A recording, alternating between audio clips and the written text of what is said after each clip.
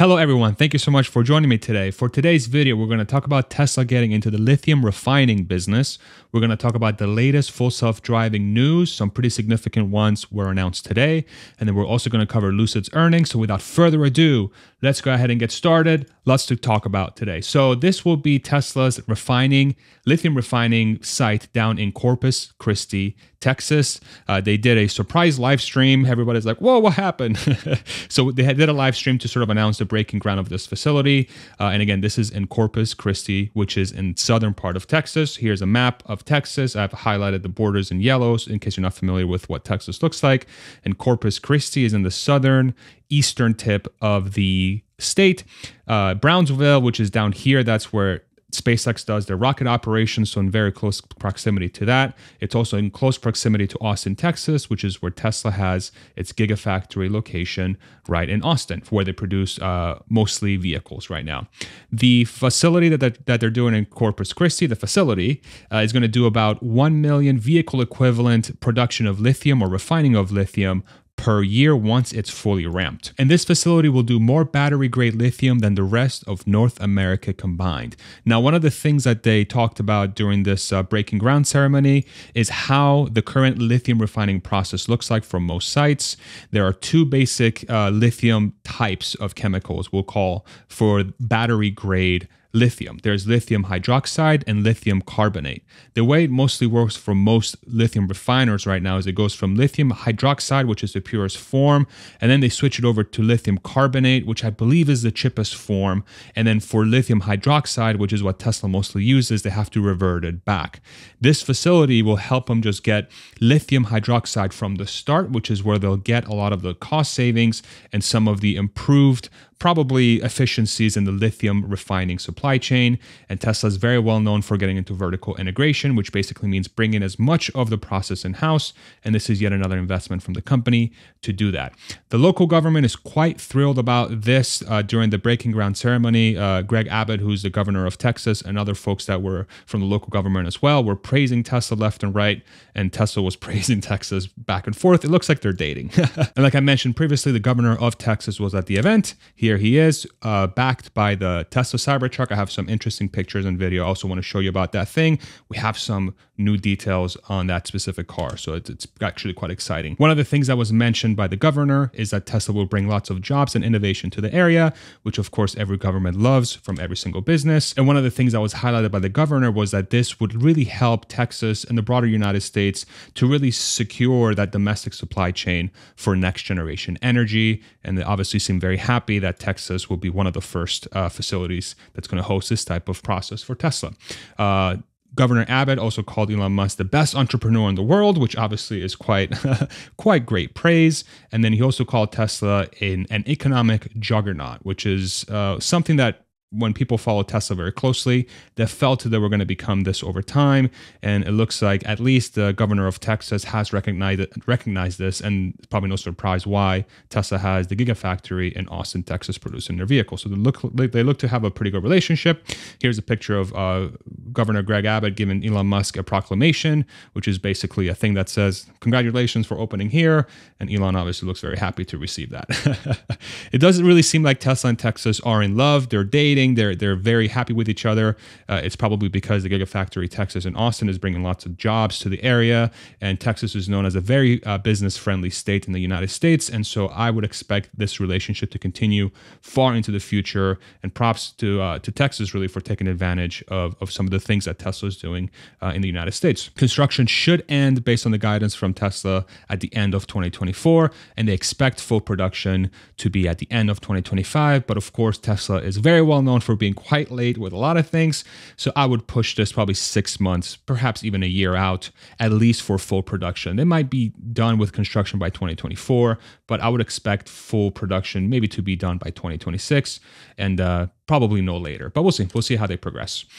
Tesla also cited that they'll continue to use suppliers for lithium refining. So it's not a replacement of lithium. It's an addition because of the grand plans that they have to get to 20 million cars per year by 2020 or 2030 rather, in addition to their energy business, which is energy storage for batteries that will power homes and businesses and so on and so forth. And one of the big reasons why Tesla chose Corpus Christi as a location, they cited that it's an ideal location due to community support and talent base in oil and gas refining, which is interesting. So they're basically saying that the oil and gas industry has a lot of skill sets that are very transferable to the refining of lithium. So it's a very transitional type of job if they wanted to move away from, say, fossil fuels to, say, the next generation of energy. And it's just very interesting to hear that sort of verbiage when they're doing a presentation in Texas, because Texas is obviously a very oil-rich state in the United States. So I think this is Tesla very smartly playing politics, which is props to them. It's pretty well done. Here's a picture of a bunch of officials and folks from Tesla. Here's Elon, here's Drew, and others as well, breaking ground. There's the governor, and these are cyber shovels, apparently. Shovels that are shaped like the Cybertruck. Here's a quick video of the event. I want to show you just what the entrance looked like. They had a Cybertruck coming in with the Texan and United States flag. You can see this sort of accessory here now that they're sort of showing off for the Cybertruck. It does look like it's going to be able to hold accessories for the truck. If I sort of zoom into this picture, and if I can get this thing to pause, here are the shovels. So it looks like they have some attachment there, and you can have shovels put on this sort of accessory that I'm guessing Tesla will sell, and I'm sure they'll be able to do many more things with this accessory as well. So very, very cool little detail. This Cybertruck definitely looks like it's a production alpha. It has the side mirrors and stuff, so I'm guessing they'll continue to make tweaks, but it does look pretty damn close to being done. So I'm very excited to get mine. So excited to get mine. So if you're enjoying this video so far, I would love it if you throw me a like. It helps the YouTube algorithm show this to more people. Thank you so much. Really appreciate you. So real quick, I want to get you up to date on Tesla full self-driving free trials. If you're not familiar with what this is basically Tesla's full self-driving option on all their cars that allows the user to turn it on, and then the car will essentially drive itself with driver supervision in both city and highway. There was a tweet from Elon Musk yesterday, I believe. Is today May 8th? Don't even know my days. There was a tweet from Elon Musk yesterday. Again, there was a tweet from Elon Musk today at around 12:44 Central. Once FSD is super smooth, not just safe, we will roll out a free month trial for all cars in North America, then extend to rest of the world after we ensure it works well on local roads and regulators approve it in that country. So this is actually pretty big news, because it was sort of speculated that Tesla would do this once they feel comfortable sort of unleashing full self-driving onto the world. But this is the first time we get confirmation from a Tesla official that they will be doing this. They'll be introducing free trials to its full self-driving software, which I believe is going to create a lot of interest. I have it, and it's completely mind-blowing. It really is. I've stopped driving for the last 3 to 4 weeks since I've had it, essentially. 99% of my driving is done by the software. Mind-blowing. So right now there's about 400,000 folks on the full self-driving beta, mostly in North America, primarily in the United States. And there's about 3 million additional cars in Tesla's fleet that will likely be able to get access to this trial in addition to the 400,000 or some odd cars. And then for every month that goes by, you'll add even more cars to that fleet. So the number gets big quite quickly, especially given that Tesla is selling about 440,000 cars per quarter, 430, between 420 and 440 really per quarter. So that adds a lot of cars per quarter to its fleet. And so let's do a quick exercise of, what percentage of that fleet is going to take on full self-driving once they release these free trials, right? I'm guessing a percentage of those 3 million are going to be like, holy crap, this is amazing. I want to buy it. I can't believe how good it is. So let's just do some quick math. If 10% additional folks were to take on full self-driving from that 10 million, that's obviously about 300,000 cars at about $15,000 per car, which is the option to buy the software outright, which will be added to your car basically for infinity. This will add $4.5 billion in revenue to Tesla's business essentially immediately. And this is at 100% margin because it's just software. All they have to do is flip a switch. So they essentially add $4.5 billion of cash to its balance sheet overnight, literally immediately. And this is with the current fleet size. It doesn't include any additional cars that they add to the fleet for the next few quarters and years. If it's a 50% additional adoption, let's say this just completely blows everybody's mind everywhere. And people are like, I have to have this. I don't care how much it costs. I'm going to stop driving essentially forever for only $15,000. Doesn't sound like a bad deal.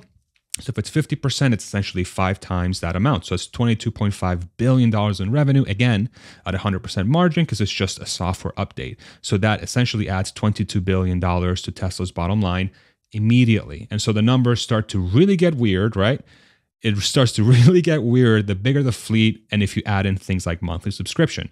You add in the monthly subscription and a growing fleet, the numbers get weird. And so we'd love to hear your thoughts around this development in the comment section below. How quickly will it come to fruition? Is this something that's even real? I personally think it's much closer than people think. And obviously it's going to be quite game-changing once it happens, but it could be 5 years, it could be 10 years. It could be next year, it could be this year, right? So definitely tell me what you think in the comment section below. There was another news as well from Elon Musk, which is sort of adding to a lot of the excitement around the latest full self-driving development.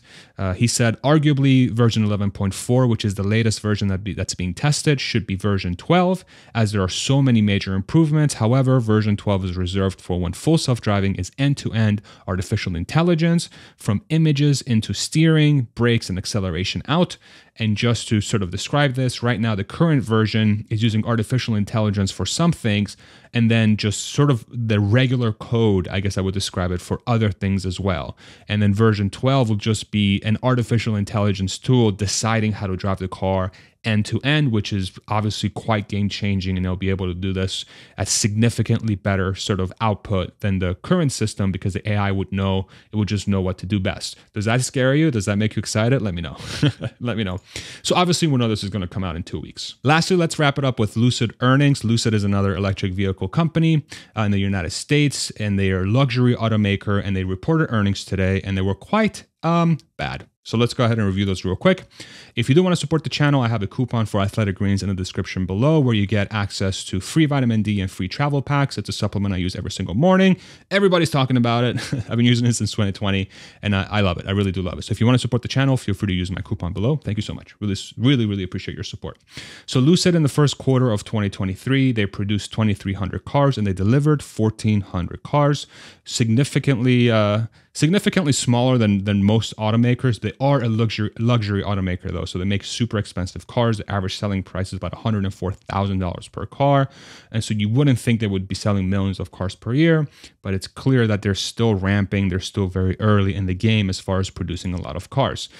Now, I do want to highlight some of the concerning trends with Lucid if you really want to get into the numbers. As of the end of the previous quarter in December 31st, 2022, was about $1.7 billion at the end of last year, which is December 31st, 22, and it's down to $900 million as of the end of March 31st, 2023. And you're also seeing an increase in inventory because they produced more than they delivered. They went from $800 million in inventory to about $1 billion in inventory, dollar equivalent, which is obviously not a great thing if you're really strapped for cash. Again, this cash balance went down essentially by about $700-800 million quarter over quarter. So their cash and cash equivalents is down about 50% quarter over quarter, and their inventory is up 20% quarter over quarter, which is the opposite of what you want. You want less inventories and more cash, especially if you're in the ramp and are really trying to make money as quickly as humanly possible. The company claims that it has liquidity through the end of the second quarter of 2024, which is about a year, by using that cash and other short-term investments that they can basically turn into cash as well. They think it's about $3 billion, somewhere between $3 to $4 billion is that liquidity. But obviously this is super, this is a dire situation to be in, to say that, hey, we have enough cash until the end of the second quarter of 24, which means that they continue to expect to be losing money, right? They're not making any money. They expect to continue losing money with not a lot of cars being sold. This is a very concerning trend, I'm sure, for Lucid investors. Real quick, the company also lost about $772 million from operations on $149 million of revenue. If we do some quick math on what that means, just kind of put it in context, Lucid loses about $550,000 per car, and they sell them on an average of about $106,000. So you buy a car for $106,000 from Lucid, and they lose $550,000 every time they do that because they're not ramped enough. They have to make a lot more cars to that factory that they have. Concerning stuff, right? Very concerning stuff. And this sort of equates to them losing about $1 billion, so 1,000 million, $1 billion of free cash flow, which is basically another way of thinking about how much cash left my business this quarter. So about $1 billion in the quarter of 2023. So it's a tough spot for Lucid. So I think it's quite clear that Lucid is in do or die mode right now. They have to get their inventory up as quickly as humanly possible. They're a brand new automaker, and it just really highlights how freaking difficult it is to build a freaking car company. Lucid proves that starting an EV company, or really any car company, is insanely difficult, which makes Tesla's feat sort of kind of insane, to be completely honest. But I really hope Lucid does make it through this period. It's going to be very, very difficult, but I really want them to succeed because the more options for the consumer, the better. Obviously, we all win in that case. So it's really left with three options. It's two options, but it's really three. The two is, you kind of see what I'm talking about, but it's really three different options. Number one is they have to dramatically increase sales of premium luxury vehicles, which is what they sell in a slowing economy, right? So they have to figure out how to sell more of their very expensive cars in an economic situation where people are kind of not spending that much. Now, one would say that the sort of client base that they market to doesn't really get impacted by like recessions, but it sure doesn't help, right? So they have to really raise their premium luxury vehicles in a slowing economy. And it's hard enough to sell a premium luxury vehicle because people are super picky when they want to spend $100,000 on a car, obviously. The next thing they could do is to raise money through a stock sale, which is basically selling shares to raise cash. However, this is going to be very difficult to do given that Lucid has lost about 90% of its stock valuation since its peak. It traded somewhere between 55 and 60 bucks at some point at its peak, and now it's down to about $7.71. And with the aftermarket, which is once the earnings came out, it went down another 9% down to $7. I'd hate to be a Lucid investor right now, for real. And then the last thing they could do is they could raise cash from Saudi Arabia, which is their biggest investing partner for the company. Saudi Arabia companies own about 60% of Lucid, and so they're a majority owner. And so the Saudis could just throw money at the problem, right? Throw money at the problem as long as possible. But if the problem keeps losing money for you, doesn't sound like a great investment. Now, the company is planning on releasing its Gravity SUV, which should launch sometime in the next year or so. And this is what it looks like. It's a great looking car. The Air, which is their sedan, is also just a phenomenally good looking car. And it's been performing extremely well. It's losing a ton of money for the company. So this, theoretically, if it launches before they lose money, it could really, really help the company survive this period. But it's still a ways away. And I really hope this thing launches as quickly as humanly possible. What's really interesting is the second I was going to hit record on this, there was something that broke about raising cash and really getting to a situation where they could raise some money. And so this is a tweet from Sawyer Merritt. Lucid has filed a mixed shelf to raise up to $74 billion, not necessarily all at once. Lucid may from time to time offer and sell common stock, preferred stock, depository shares representing preferred stock, debt securities, blah, blah, blah, blah, blah, blah, blah, blah. Basically, their announcement is like, hey, we have the right to raise $7.4 billion of cash at some point using a bunch of different methods, right? So this shows that I don't think Lucid has any other choice but to raise cash in some manner, because just selling the cars is not going to be enough, especially in the next couple of years. They need help. And so this is, I think, them clearly saying that they need help. Tesla had to go through the same exact situation when they were ramping with their Model 3. It's not too dissimilar when it comes to sort of raising money, but this amount of money they're raising is quite large, quite large for what they're trying to do. So will the company survive? Is really the biggest question. Will the company survive? They're clearly in a very tough situation. It proves just how difficult it is to build an electric vehicle profitably, especially as a startup automaker. But what I really want to know is, what do you think? Do you think Lucid's going to make it? What do you think about the full self-driving news? What do you think about Tesla getting into the lithium game in Texas? And if you want to see more content from me, I will love it if you subscribe. And if you want to support the channel, I also have some merch, which you can buy by clicking on the link in the description below, which will take you to my website. Thank you so much for watching. I hope this video was informative and helpful, and we'll see you on the next one. Take it easy, everybody. Bye-bye.